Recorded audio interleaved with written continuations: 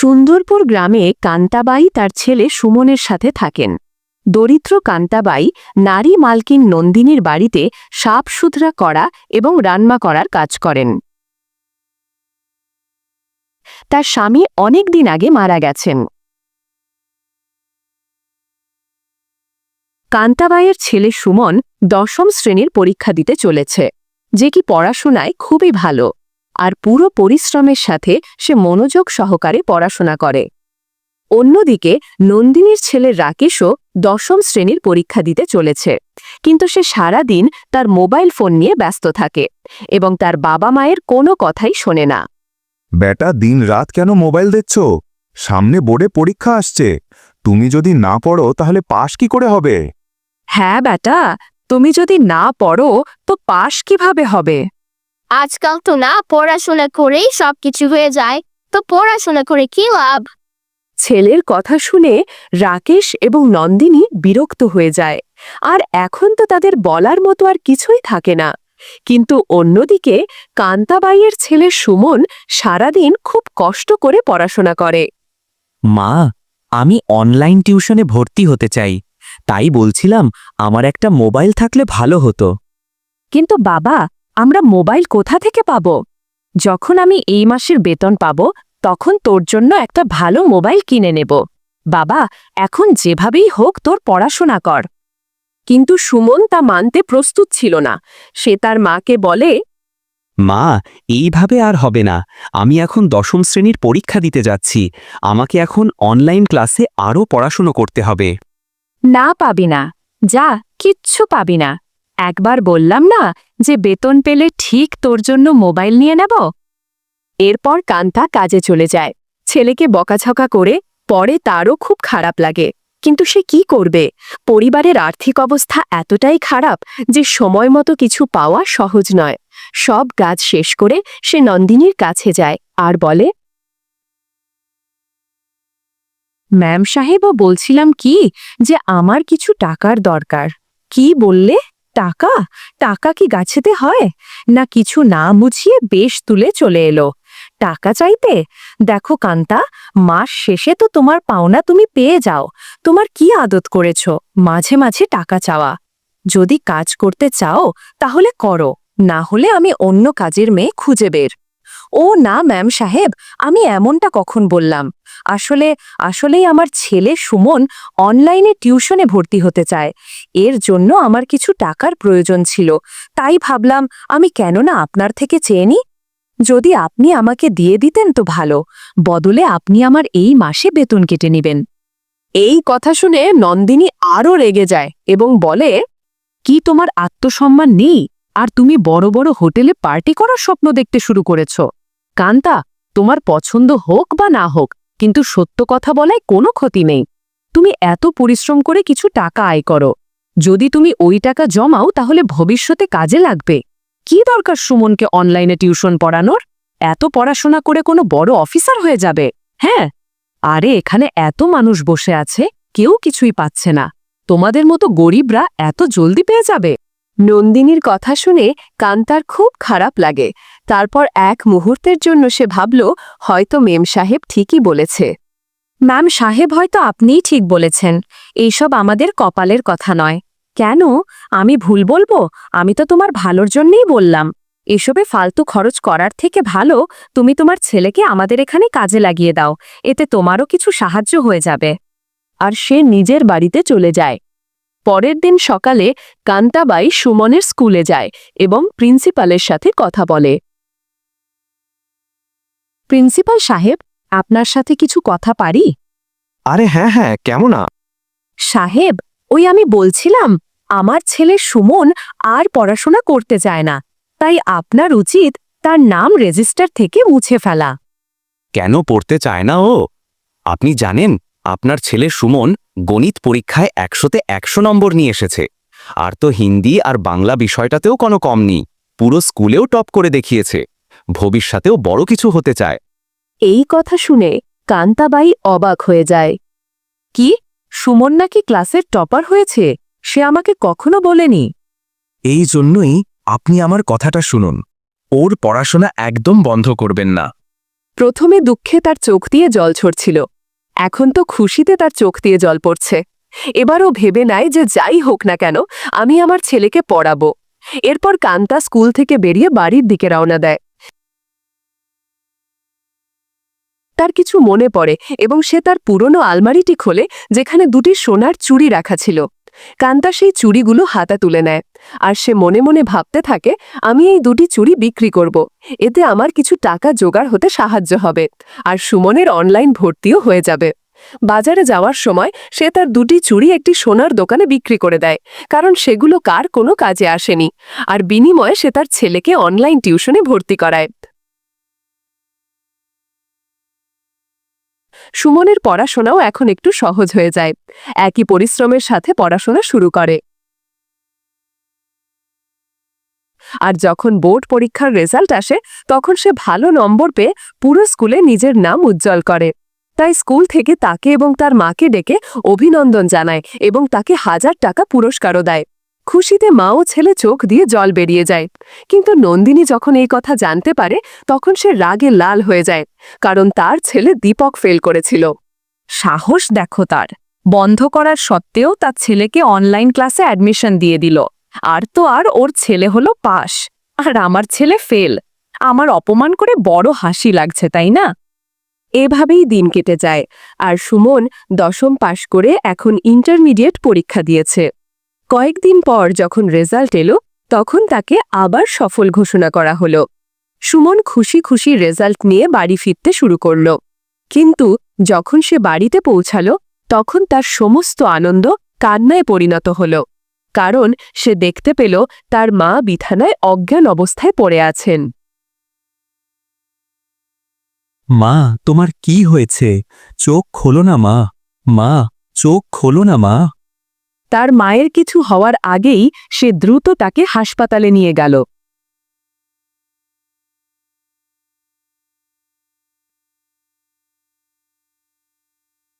Doctor সাহেব, দয়া করে বলুন না মায়ের শরীর এখন কেমন? দেখো, এখন তো চিকিৎসা চলছে, হালাত খুবই খারাপ আছে। তখন একজন নার্স সেখানে এসে বলল, তুমি এই সুমন্ত? যাও, এখনই কাউন্টারে 1 লক্ষ টাকা জমা করো, তবেই তোমার মায়ের চিকিৎসা করা হবে। 1 লক্ষ টাকা? এই কথা শুনে সুমন অবাক হয়ে যায়। সে চিন্তিত হয়ে পড়ে এবং ভাবতে থাকে যে এত টাকা কোথা থেকে জোগাড় করব। তার মায়ের চিকিৎসা করার মতো পর্যাপ্ত টাকা ছিল না, তাই সে কাজের সন্ধানে ঘুরে বেড়াতে থাকে, কিন্তু এমন কোনো কাজ ছিল না যেখানে সে তৎক্ষণের মধ্যে টাকা পেতে পারে। এমনকি সে তার মালকিনের কাছেও যায়, কিন্তু কেউ তাকে সাহায্য করতে প্রস্তুত ছিল না। সুমন মন খারাপ করে তার বাড়ির দিকে যেতে শুরু করে। সে রাস্তা দিয়ে যাচ্ছিল, তখনই তার স্কুলের প্রিন্সিপালের সাথে দেখা হয়। স্যার, আপনি এখানে? নমস্কার। আরে সুমন, কেমন আছো? হ্যাঁ, আমি একটু পাশের গ্রামে যাচ্ছি। রিটায়ার্ড হওয়ার পর থেকে বাড়িতে থাকতে মনেই লাগছে না। তো তুমি এখন কি করছো? সুমন মাথা নিচু করে চুপচাপ দাঁড়িয়ে থাকে, কিন্তু সে মুখে কোনো উত্তর দেয় না। কি ব্যাপার, তোমাকে অনেক চিন্তিত লাগছে। তারপর সুমন প্রিন্সিপাল স্যারকে তার পরিস্থিতি সম্পর্কে জানায়। সবকিছু শোনার পর প্রিন্সিপাল স্যার বলেন, সুমন, আমি তোমার সাহায্য করব। কিন্তু স্যার, আপনি সবেমাত্র রিটায়ার্ড হয়েছেন, আপনি আমাকে কিভাবে সাহায্য করতে পারবেন? তবে কি হয়েছে, তুমি আমাদের স্কুলে এত বড় নাম করে দিয়েছ, আর তোমার জন্য আমরা ছোট একটা হেল্প করতে পারবো না? এসো, আমরা একসাথে মিলে টাকা জোগাড় করি। এরপর তারা একটি বড় পোস্টার তৈরি করে, যার ওপর লেখা থাকে, আমার মায়ের জীবন বাঁচাও এবং সাহায্যের হাত বাড়িয়ে দাও। তারপর দুজনে গ্রামে গ্রামে ঘুরে মানুষের কাছ থেকে টাকা আদায় করতে শুরু করল। এভাবে তারা 2-4টি গ্রামে ঘুরে বেড়ায়। কয়েক ঘন্টা পর তারা সমস্ত টাকা সংগ্রহ করে। মনে হচ্ছে এই টাকা দিয়ে মায়ের চিকিৎসা হয়ে যায়। এখন আমাকে যত তাড়াতাড়ি সম্ভব হাসপাতালে যেতে হবে এবং টাকা জমা দিতে হবে, তবেই আমার মায়ের চিকিৎসা করা হবে। টাকা সংগ্রহ করে হাসপাতালে যায় এবং তার মায়ের চিকিৎসার জন্য টাকা জমা করে দেয়। স্যার, আপনার এই উপকার আমি কখনো ভুলব না। কোনো ব্যাপার না, এবার তুমি ভগবানের কাছে প্রার্থনা করো কি তোমার মা যেন তাড়াতাড়ি সুস্থ হয়ে যায়।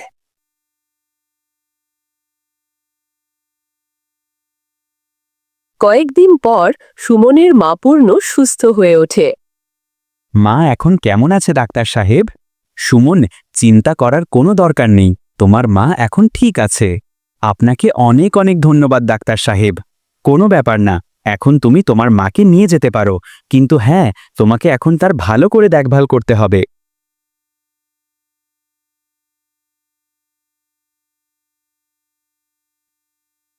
মা, তুমি কি করছো?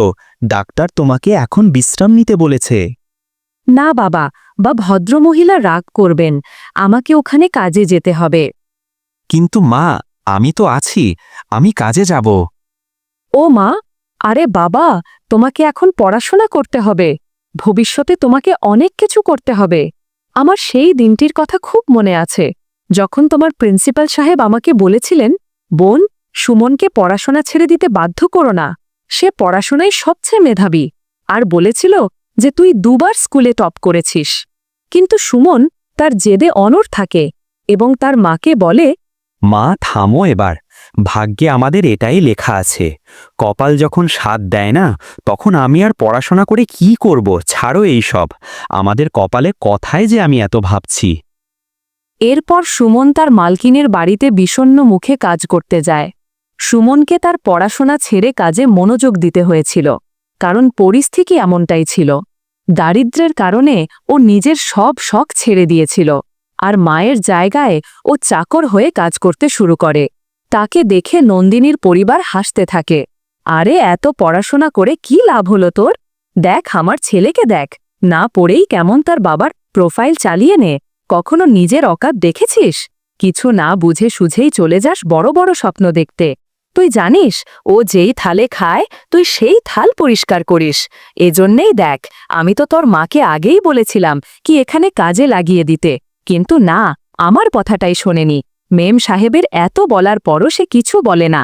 সে মাথা নাড়িয়ে সেখান থেকে চলে যায়, আর চুপচাপ সব কাজ শেষ করে সে বাড়ি যাচ্ছে।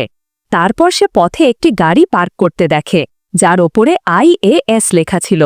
সেখানে দাঁড়িয়ে থাকা একজন লোক সমস্ত ইঞ্জিনিয়ারদের বকাঝকা করছিল।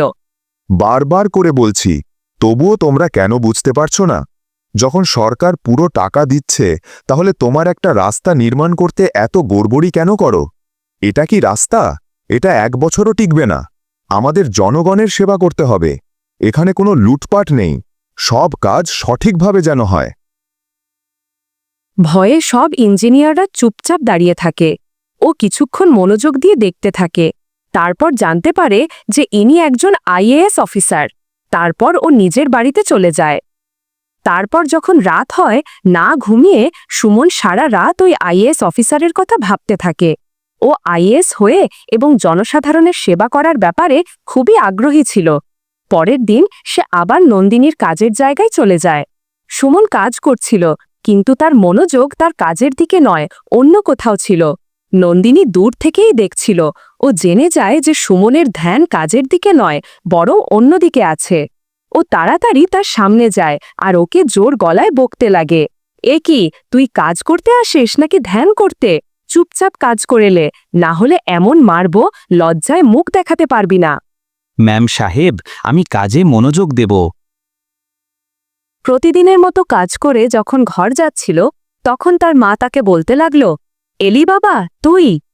তখনই সুমনের ফোনে একটা কল আসে। ও ফোনটা রিসিভ করে জানতে পারে যে আজ ওর ইন্টারভিউ আছে। কি? মা, আজ আমার একটা ইন্টারভিউ আছে। বাহ, এ তো খুব খুশির খবর। আমি যদি সফল হই তাহলে ভালোই হবে। আমি খুব ভয় পাচ্ছি। সবকিছুই সফল হবে, শুধু ঈশ্বরের কাছে প্রার্থনা করো, আর আমি সব সময় তোমার সাথে আছি।